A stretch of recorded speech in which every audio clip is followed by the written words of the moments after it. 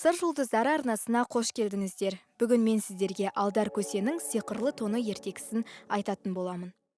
Мұндай сақылдаған сары аязда тоңбаса, түлкі тоны немесе қасқыр ішігі бар адамның ғана тоң болуы мүмкін. Ал Алдар Көсе жарықтық шұрық тесік жаман тонмен күн сайын үсіп өле жаздайтын. Бірде ол жапан далада жортып келе жатып, сұмдық тоңды. Аяқ қолының жаны кетіп, бет аузы бозарып, бас сұғар жылы үйді армандайды.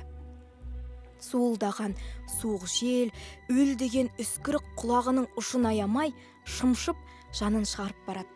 Жақын арада түтін түтеткен ешқандай ауыл көрінбейді. Қанша тебіреніп, қамшысын қанша сілтегенмен Алдардың арық аты жүріп жортпайды. Басын бір шұлғып қойып, жай ғана етендейді де отырады. Жаманат жолдың соры, әлі біраз жүретін шығарым. Иттің үргені де естілмейді. Қақаған далада қатып өлмесем жарар еді, деп ішіне сөйлеп келеді. Кенеттен алдарынан бір аттылы көрінбесі бар ма? Атының желісіне қарап, иесінің бай адам екенін біле қойды.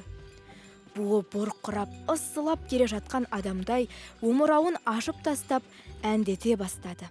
Жолаушылар жолығып, аман саулық сұрасты. Бай үстіндегі түлкішектің өзінен тоңып, бүрсең-бүрсе кетеді.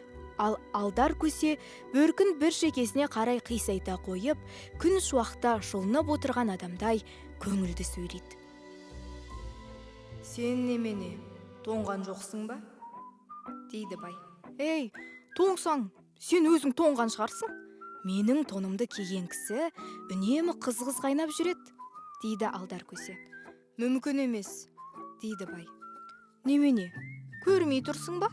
Көрмейтін несі бар? Көріп тұрмын. Шұрық тесік. Мәселе сонда.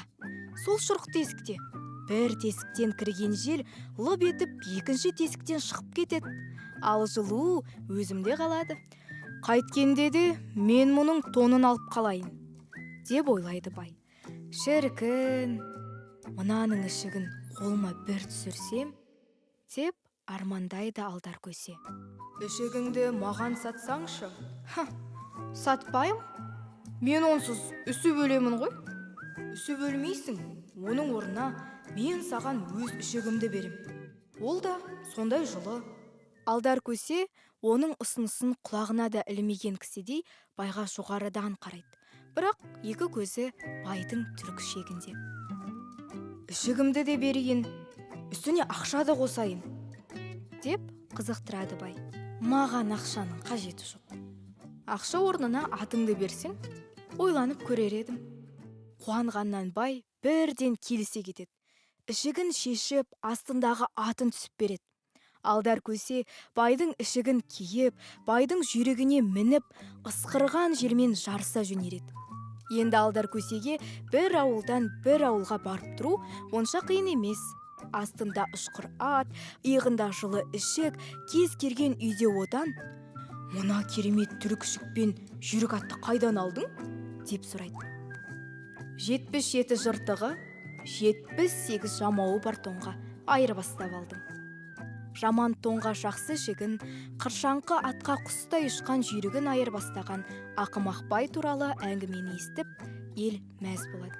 Күлкі сәл саябыр тартқан сәтте Алдар Көсе жолдың алыс жақынын жортқан білет, дәмнің ащы тұщысын тартқан білет, дейді. Жас дос, осымен біздің ертегіміз аяқталды. Сыр жұлдыздары арнасы әрдайым сіздермен бірге.